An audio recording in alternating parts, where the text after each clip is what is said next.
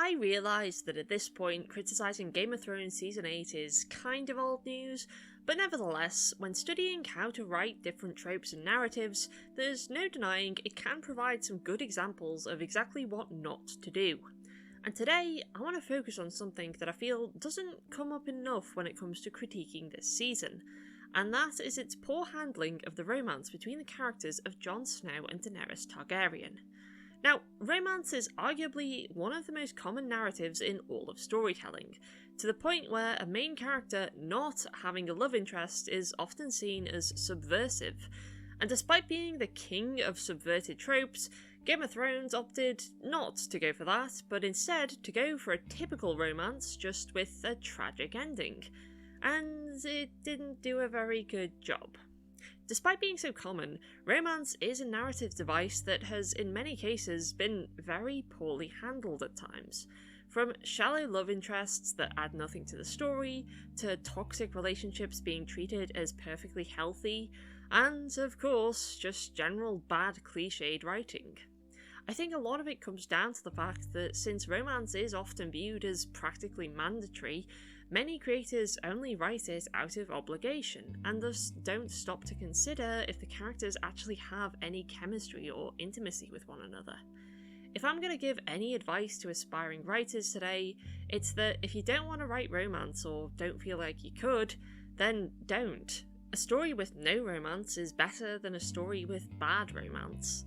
But if you genuinely are hoping to write some good romance, well, today I'd like to explore two TV series that took a look at the trope of tragic romance.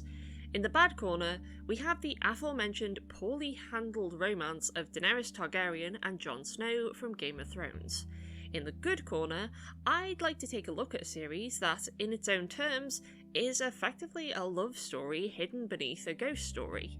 That series being The Haunting of Bly Manor, a horror series inspired by the classic ghost story The Turning of the Screw, which features a far better and more tragic tale of romance between the characters of Dani and Jaime. So, first things first, who are these characters? Jon and Daenerys are two characters who actually do make decent parallels to one another. Both are outsiders despite being born to noble houses of Westeros, with Jon being a bastard of the Starks and Daenerys being an exiled Targaryen. Both rose up from their rough beginnings to become leaders of Westeros despite the obstacles. Both seem benevolent and good-hearted despite their flaws, and both have shown they care about the oppressed minorities of their society, with Jon reaching out to the wildlings beyond the wall and Daenerys' desire to break the chains of slaves. The characters of Bly Manor also come from tragic backstories. Dani is forever haunted by the death of her former fiancé and childhood friend, and feels isolated due to being trapped in the closet, unable to admit or act upon her real sexuality, leading to her starting a new life in the UK and becoming the nanny for the two children of Bly Manor, where she meets Jaime. Jaime has come from a deprived working-class background and a broken home, having been abandoned by her mother and neglected by her overworked father, which resulted in her being forced into foster care, leading to her preferring the company of plants rather than people and becoming the gardener of Bly Manor. So, now we know the characters, the first question when it comes to romance is, what makes them fall in love? In the case of Jon and Daenerys, honestly, I don't know. I mean, don't get me wrong, they are characters who could potentially love each other given their similarities and general positive traits, yet none of those similarities are really explored. When Daenerys and Jon meet in Season 7, most of their conversations amount to Jon asking Daenerys for help fighting the White Walkers, and Daenerys demanding he bend the knee and accept her as queen before she offers him any allegiance. That's the vast bulk of their interactions, just talking politics. Even when they discuss other things, their conversations usually just circle around to this. They don't talk about things they have in common that would maybe bring them closer, like, say, having both lost their fathers to the Lannisters, or both living in the shadows of their eldest brothers. They pretty much have no romantic chemistry whatsoever. Hell, Daenerys has more chemistry with Jorah Mormont than she does with Jon. At least his feelings for her were believable. They seem so disconnected from one another that they never seem to move beyond the realm of acquaintance, and yet we're expected to believe they're falling in love? Why? Jon's communication with Daenerys is basically just political diplomacy, and seems virtually no different to, say, his communication with Stannis. And yet, I never expected those two to suddenly jump into one another's arms, so why should I believe it now? It honestly feels like they only fell for one another because they're both physically attractive, or more likely, because the plot seemed to want to go in that direction. Now, let's look at Bly Manor. When Jaime and Dani meet, they are polite at first and seem to respect one another, but things really begin when Dani has a panic attack one day, and Jaime tries her best to support her. She doesn't pry into what's really affecting her or force her to calm down. She just lightens the mood with a little bit of humour and tells her she's doing a good job and that it's okay to be stressed, making her feel a lot better and supported. From then on out, it becomes very clear why Dani falls in love with Jaime. Jaime is supportive. She's a shoulder to cry on. She's always the one to tell her it's okay to not be okay. And most importantly, they can relate to one another, as they both share their tragic backstories. And once they open up to one another, showing each other true vulnerability, the two of them kiss, and it is very believable and romantic.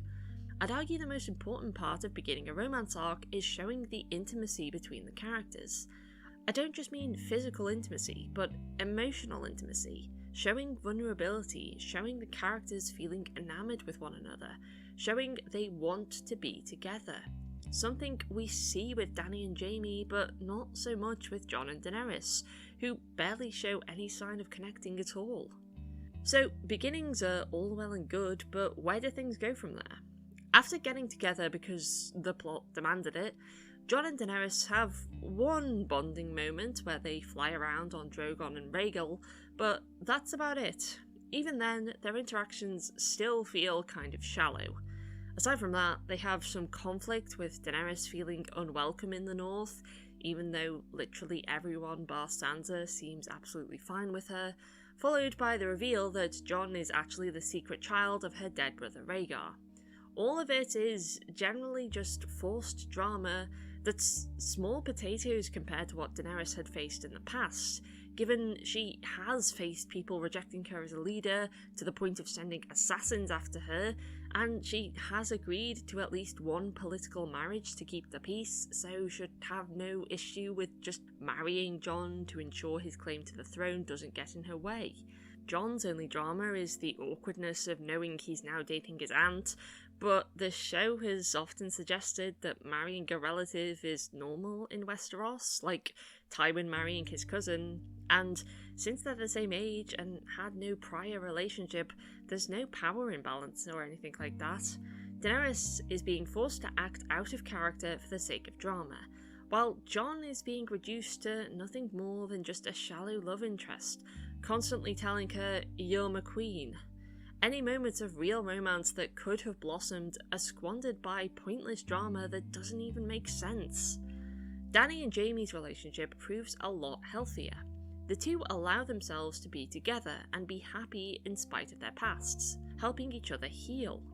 Jaime, despite being mostly cynical and reserved, sees that Dani is worth holding on to, and that the two of them can be together through thick and thin. Even after the haunting events of the main story occur, the two of them stay together and stay strong, building a new life and eventually getting married once they can. Ultimately, romance should be more than just a big consummation of love. We need to see that the characters truly care about one another and are happy together in their everyday lives. We need to see how they make each other happy. Love is more than just big gestures. Love should always be about feeling safe and warm with your partner. You can truly feel the warmth between Dani and Jaime, but for Jon and Daenerys, let's just say it's too much ice and not enough fire. Finally, since this is an analysis of tragic romance, how does it end? Jon and Daenerys' romance ends with Daenerys' complete character derailment coming to a head with her burning down King's Landing for no reason. and Jon putting a stop to her reign of tyranny by killing her. I've gone into why Daenerys' burn it down decision makes no sense in another video, so let's just look at Jon's decision. Jon has, throughout the season, gone along with everything Daenerys wanted by just meekly saying she's his queen. When Daenerys loses her mind, he pretty much turns into the "this is fine" dog, until Tyrion points out that, hey, maybe this isn't fine. And so he kills her out of obligation, barely showing any emotion as he does. Hell, Tyrion leaving his position had more emotional impact than Jon's actions. At least he seemed to have an actual solid reaction. Maybe this whole scenario would have had more impact if Jon and Daenerys had actually liked each other. Maybe it would have had more impact if the character Jon had stabbed had actually been Daenerys and not this derailed husk of a character.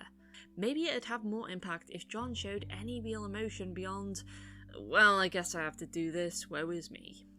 Despite being a show famous for subverting its narrative, as soon as you see Daenerys lose it, you immediately know how her story is going to end, and the story gets to that point with very little effort or emotion whatsoever. Dani and Jaime's ending is a lot more heartbreaking. In order to stop Viola, the main ghost haunting the manor, as she's about to drown young Flora, Dani allows the ancient ghost to possess her. This saves the day, and at first Dani is fine. She and Jaime escape and, as I said, live happily together for many years, until Dani starts to suffer from visions of Viola. They suffer through it together as Jaime still continues to support Dani through thick and thin, until one day Dani realises Viola wants to murder Jaime. Funny how Dani's reaction to almost killing Jaime is a hell of a lot more emotional than Jon actually killing Daenerys. Wanting to save her wife, Dani returns to Bly Manor and to the lake, becoming the new ghost haunting the mansion. Jaime desperately tries to follow and save her, but tragically fails. You can feel Jaime's pain. She is genuinely heartbroken and distraught. She's willing to give up everything to be with her, but she can't save her. This is real tragedy. This is real love. In conclusion, The Haunting of Bly Manor shows that real romance comes from emotion, intimacy, and warmth. If you want us to buy into a fictional relationship, we need to see the characters express this. We need to see them grow closer, to show vulnerability, to show intimacy. Jon and Daenerys only get together because of the narrative obligation. Their relationship has no build-up, it never feels genuine, and thus there is no payoff. Their interactions never feel warm or intimate. They feel more like acquaintances than lovers.